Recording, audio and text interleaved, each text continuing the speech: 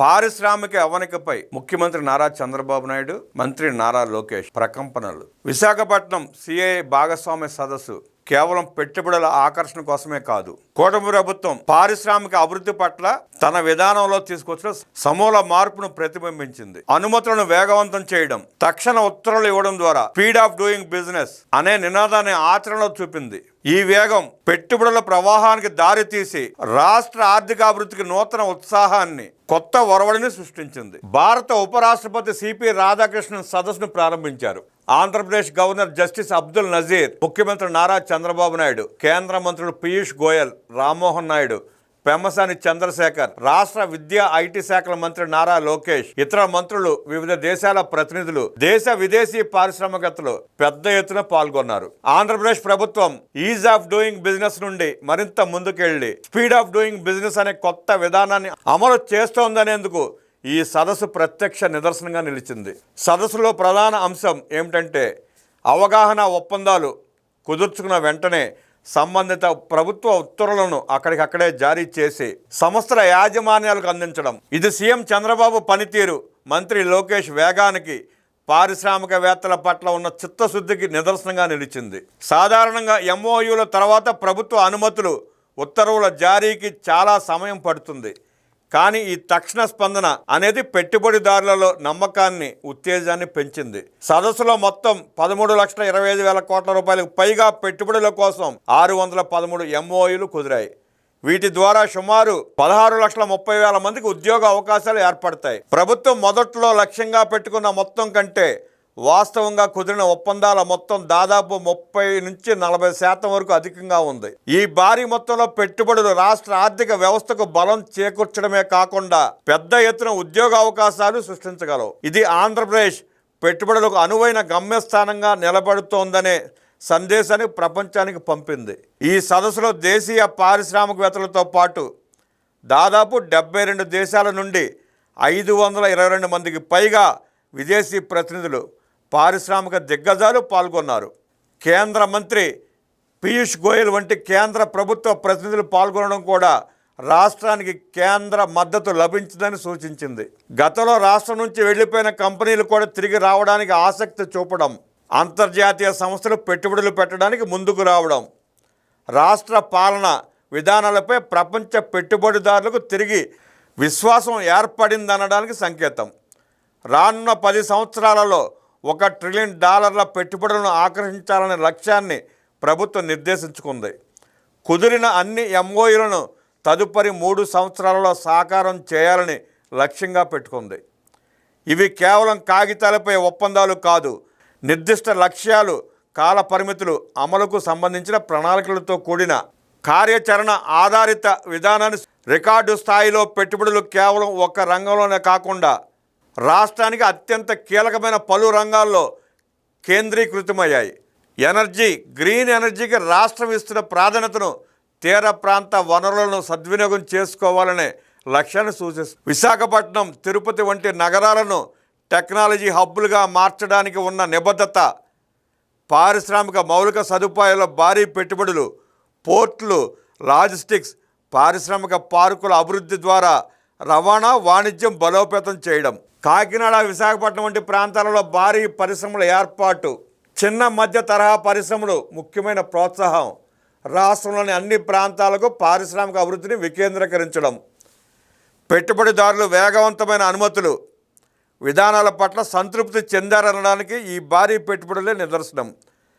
తక్షణ అనుమతుల విధానం పెట్టుబడుల వేగాన్ని పెంచింది. ఈ పెట్టుబడులు రాష్ట్ర స్థూల దేశీయోత్పత్తి వృద్ధికి గణనీయంగా దోహదపడతాయి. తద్వారా స్థానిక ఆర్థిక వ్యవస్థ చురుకుగా మారుతుంది.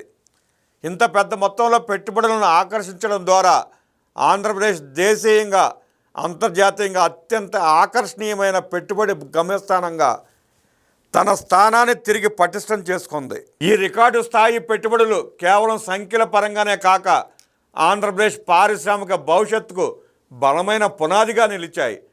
విశాఖ సదస్సులో ప్రధానంగా ఎనర్జీ, మౌలిక సదుపాయాల రంగాలు అగ్రస్థానంలో నిలిచాయి. ఇది పెట్టుబడులలో అత్యధిక వాటాను కలిగి ఉన్న ముఖ్యమైన రంగం. రాష్ట్ర ప్రభుత్వం పునరుత్పాదక శక్తి, ముఖ్యంగా గ్రీన్ ఎనర్జీ, గ్రీన్ హైడ్రోజన్ ఉత్పత్తిపై అధికంగా దృష్టి సారించింది. తీర ప్రాంతంలో పవన సౌర విద్యుత్ ఉత్పాదనకు అనుకూలత ఉండటంతో ఈ రంగంలో భారీ ఒప్పందాలు కుదిరాయి. ఈ పెట్టుబడులు రాష్ట్రాన్ని భవిష్యత్తులో క్లీన్ ఎనర్జీ హబ్గా మార్చడానికి దోహదపడతాయి. అనేక పెద్ద సంస్థలు గ్రీన్ ఎనర్జీ ప్రాజెక్టుల కోసం భారీ మొత్తంలో నిధులు కేటాయించాయి. రాష్ట్ర ఆర్థిక వ్యవస్థకు అత్యంత కీలకమైన మౌలిక సదుపాయాల అభివృద్ధిపై గణనీయమైన పెట్టుబడులు వచ్చాయి. ప్రధానంగా పోర్టులు, లాజిస్టిక్స్, పారిశ్రామిక పార్కులు, గ్రామాలలో మౌలిక సదుపాయాల అభివృద్ధి కోసం ఒప్పందాలు కుదిరాయి. ఇతర పరిశ్రమలు వృద్ధి చెందడానికి పటిష్టమైన మౌలిక సదుపాయాలు అత్యంత అవసరం. పోర్టుల అభివృద్ధి ఎగుమతి ఆధారిత పరిశ్రమలకు ఊతం ఇస్తుంది. ఈ రంగం ఉద్యోగ అవకాశాల కల్పన పరంగా అత్యంత కీలకం. ఐటీ, ఎలక్ట్రానిక్స్ మ్యానుఫ్యాక్చరింగ్ హబ్బులను విశాఖ, తిరుపతి వంటి నగరాల్లో ఏర్పాటు చేయడంపై దృష్టి సారించారు. ఈ పెట్టుబడులు ఉన్నత సాంకేతికత, నైపుణ్యం అవసరమయ్యే ఉద్యోగాలను సృష్టిస్తాయి. తద్వారా స్థానిక యువతకు మెరుగైన ఉపాధి అవకాశాలు లభిస్తాయి. తయారీ రంగంలో కూడా పెద్ద ఎత్తున పెట్టుబడులు వచ్చాయి. ముఖ్యంగా పెట్రోకెమికల్స్, ఫార్మా, ఇతర భారీ పరిశ్రమల ఏర్పాటుకు సంబంధించి ఒప్పందాలు కుదిరాయి. తయారీ రంగంలో పెట్టుబడులు రాష్ట్ర ఆర్థిక ఉత్పత్తిని పెంచడమే కాకుండా అనుబంధ పరిశ్రమలు వృద్ధి చెందడానికి దోహదపడతాయి. విశాఖ సదస్సులో దేశీయ, అంతర్జాతీయ స్థాయిలోని అనేక దిగ్గజ సంస్థలు పాల్గొని రాష్ట్రంలో భారీ ప్రాజెక్టులను చేపట్టడానికి ఒప్పందాలు కుదుర్చుకున్నాయి. Aditya Birla group energy, cement, fibres, green hydrogen పునరుత్పాదక శక్తి, గ్రీన్ హైడ్రోజన్ తయారీ యూనిట్లను ఏర్పాటు చేయాలని ప్రతిపాదించింది. రాష్ట్రంలో ఇప్పటికే ఉన్న యూనిట్లను విస్తరించడం ద్వారా తమ కార్యకలాపాలను బలోపేతం చేసుకోవాలని యోచిస్తోంది. Reliance Industries Limited telecom, energy, retail, green energy, solar units, భారీ స్థాయిలో గ్రీన్ ఎనర్జీ ప్రాజెక్టులను, ముఖ్యంగా సోలార్ ప్యానెల్ తయారీ యూనిట్లను ఏర్పాటు చేయాలని ప్రణాళికలు ఉన్నాయి. రాష్ట్ర వ్యాప్తంగా 5G నెట్వర్క్ను వేగంగా విస్తరించడానికి, డిజిటల్ మౌలిక సదుపాయాలను మెరుగుపరచడానికి పెట్టుబడి పెడుతోంది. Adani group ports, logistics, energy రంగాల్లో పెట్టుబడులు పెడతా ఉంది. ఎనర్జీ రంగంలో పెట్టుబడులు ముఖ్యంగా పవర్ ప్లాంట్లు ఏర్పాటు చేసే ఆలోచనలో ఉంది అదానీ గ్రూప్.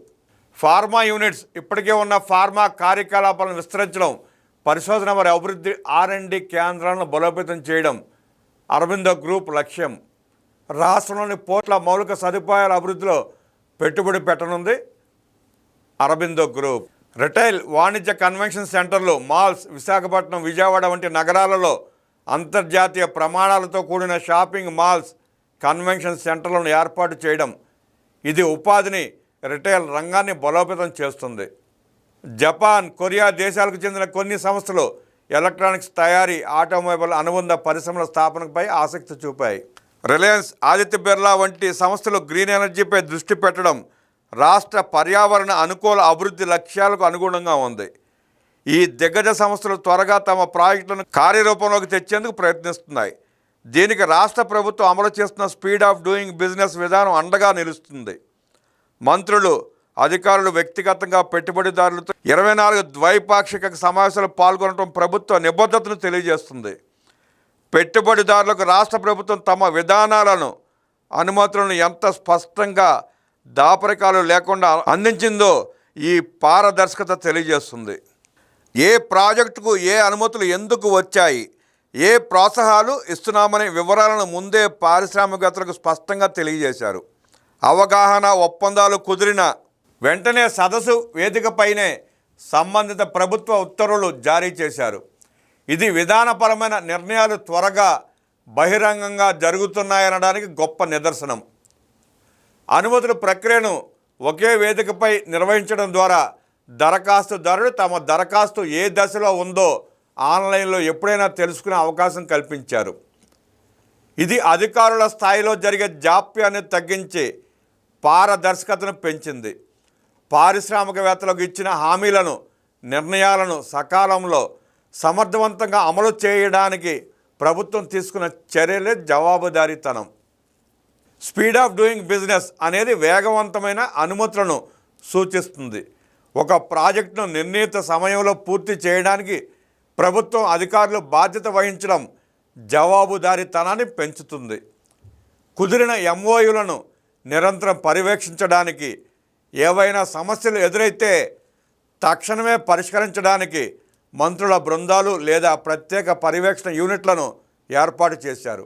ఈ పర్యవేక్షణ వ్యవస్థ అధికారులు విభాగాలపై నిర్దిష్ట కాల పరిమితులలో ప్రాజెక్టులను పూర్తి చేయాలనే బాధ్యతను మోపింది. పెట్టుబడిదారులకు ఏదైనా అడ్డంకి ఎదురైతే దానిని ఫాస్ట్ ట్రాక్ విధానంలో పరిష్కరించడానికి ఉన్నత స్థాయి కమిటీలు అందుబాటులో ఉండటం, తమ పెట్టుబడులకు భద్రత ఉందని, ప్రభుత్వం తమకు అండగా ఉంటుందనే నమ్మకాన్ని పెంచింది.